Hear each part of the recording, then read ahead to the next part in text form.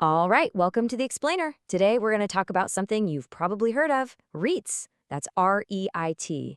But what are they, really? Let's dive in. So let's just start with this. Think about it. How can someone like you or me invest in those giant income-generating properties we see everywhere? I mean, you can't exactly go out and buy a floor of a skyscraper, right?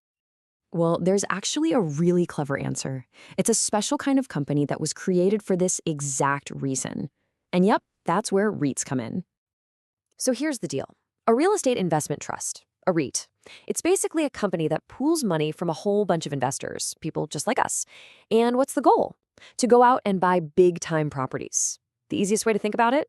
It's like a mutual fund, but instead of buying a basket of stocks, you're buying a basket of real estate. And what's really interesting is that this wasn't dreamed up on Wall Street. Nope. This whole thing was actually created by the U.S. Congress way back in 1960. The whole point was to open up commercial real estate to everybody, to give regular investors a shot at a market that, before that, was pretty much a private club for the super rich. And we're not talking about some weird, complicated financial product here. We are talking about real, physical places, things you can see and touch. You know, apartment buildings, the mall down the street, hospitals, hotels, the kind of properties that are the backbone of our economy. That's the stuff REITs own. Okay, so how does this all work? What really separates a REIT from just any old company? Well, it all comes down to one single powerful rule. And this rule, it changes everything. This rule is the absolute key to their entire structure. It's what governs how they handle all that cash they make from, collecting rent on all those properties. And that magic number is 90%. That's it, 90%. That single number is what makes a REIT a REIT. It's kind of their secret sauce. Okay, so here's the rule. By law, REITs have to pay out at least 90% of their taxable income to us, the shareholders, as dividends. And in return for doing that, the REIT itself basically gets to skip paying corporate income tax. So you see the trade-off, right? Give most of the profits to investors, and you get this huge tax advantage. All right, so now that we've got the basic idea, you should know that REITs are a pretty big umbrella. They're not all the same. So let's peek inside and look at the different flavors they come in. So there are a few different kinds, but honestly, the vast majority are one main type. The ones you're most likely to see are called equity REITs. And the difference is actually pretty simple. Equity REITs are the landlords. They're the ones who own the actual physical buildings and collect rent. Then you have mortgage REITs, or M-REITs for short. Think of them as the bankers. They don't own the property, they own the loans on the property and make their money from the interest. Okay, so just like any investment, REITs have their pros and cons.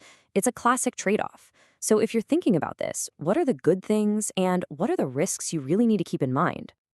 Well, let's start with the upsides. First off, that 90% payout rule we talked about, that can mean a steady stream of income from dividends, which is pretty cool.